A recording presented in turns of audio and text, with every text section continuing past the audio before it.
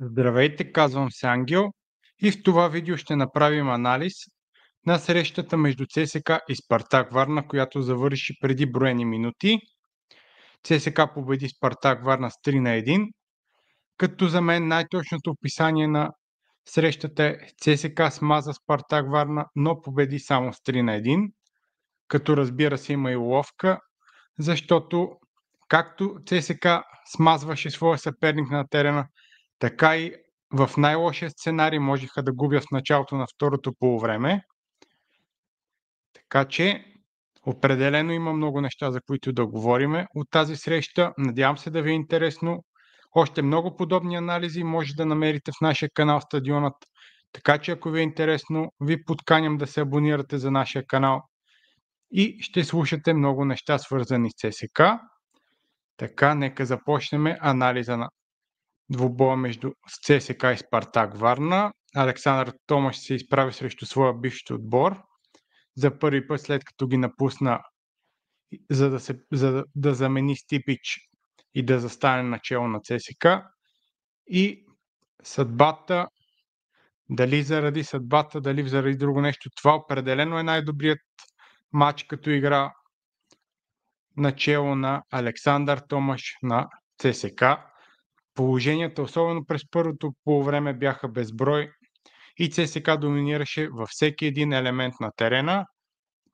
Първото полувреме завърши с преднина само от 1-0 за ЦСКА, като голът, разбира се, вкара Коалипо в 7-та минута, като съм си отбелязал, че още във втората минута ЦСКА можеше да поведе, след като Файтон пропусна. След това, след разбъркване от корнер, отново можеха да вкарат.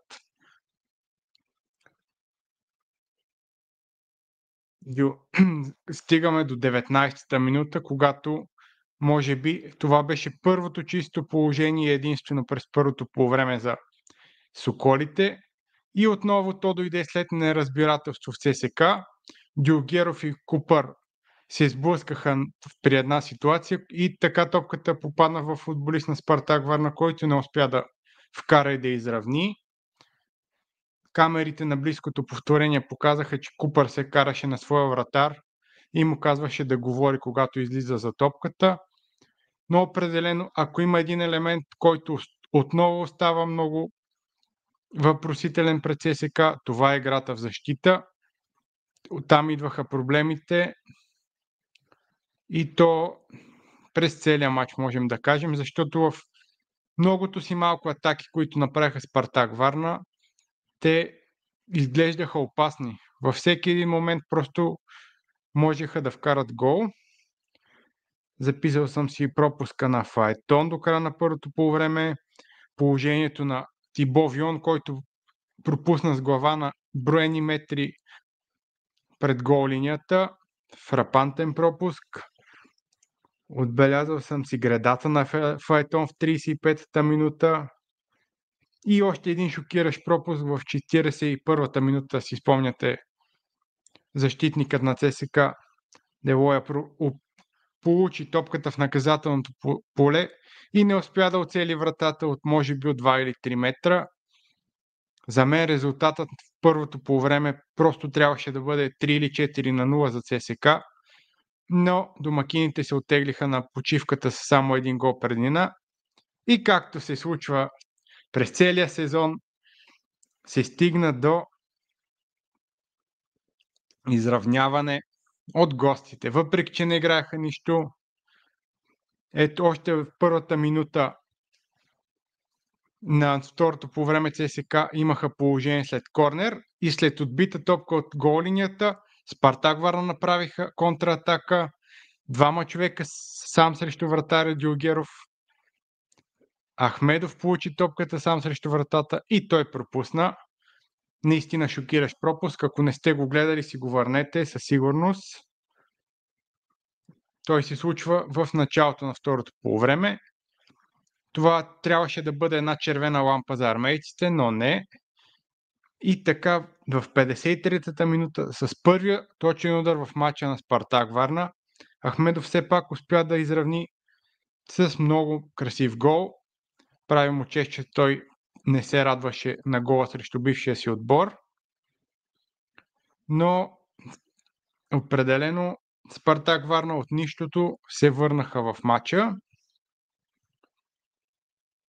Секунди по-късно отново имаха атака Спартак Варна, в която можеха да отбележат, но страхотна изява в защита на Делоя предотврати това да се стигне до удар, който можеше на метри от вратата да бъде завършващ и краен.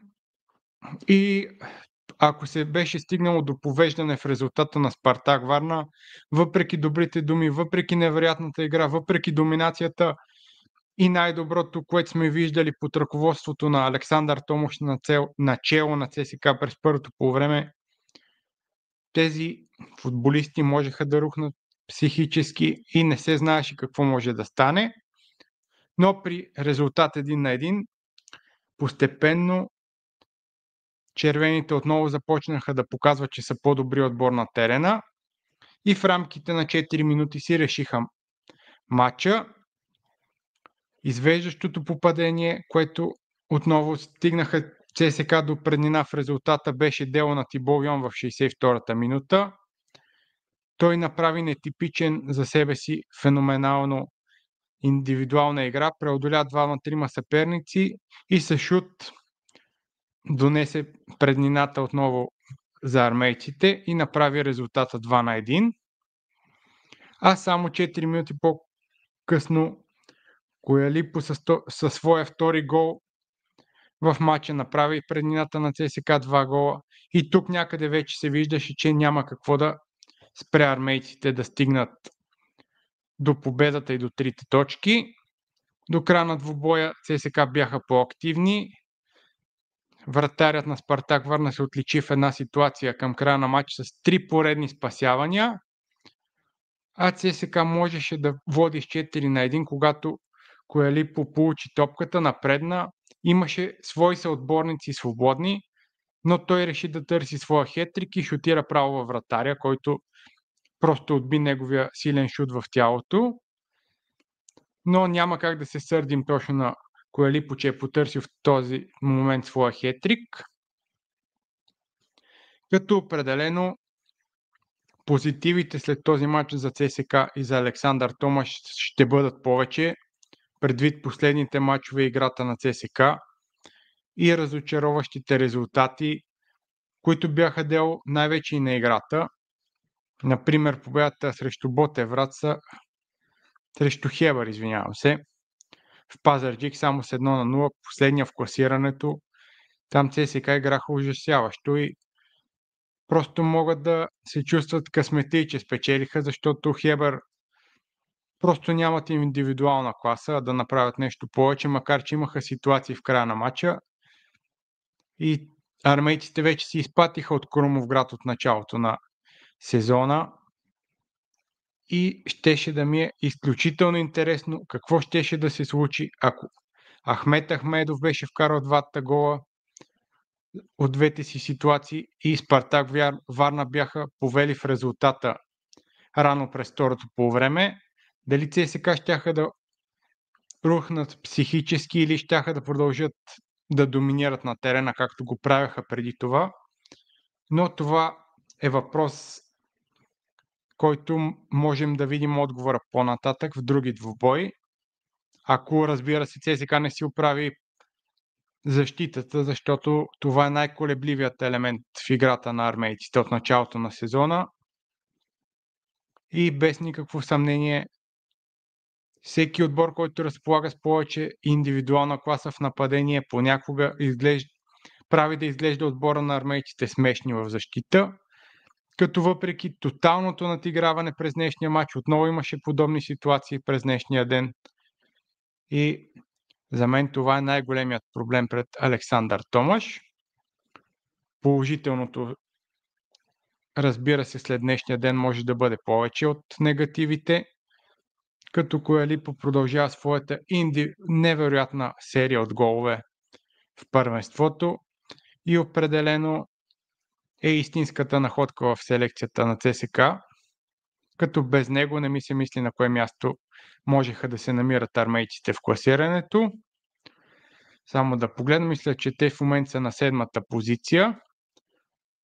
Точно така, изпревариха Берой след днешната победа, като имат 25 точки в своя актив, а Спартак Варна остават на 5-то място с 31 точки, като 5-та позиция може да се окаже много важна на края на сезона, като това е най-малкото, за което трябва да се бори ЦСКА, защото тя дава право на участие в бараж за плейоф за Европа и със сигурност предвид заплатите и състава, с който разполага Александър Томаш и зимната подготовка, която ще води начело на отбора, пред него цел минимум трябва да бъдат достигането на тази 5-та позиция, ако не може да се влезе в топ 4 и да играе плейоф, който евентуално да спечели и ЦСКА да играе в Европа, ако не се стигне, разбира се, до спечелване на Купата на България, която автоматично ти дава право да играеш в Лига Европа,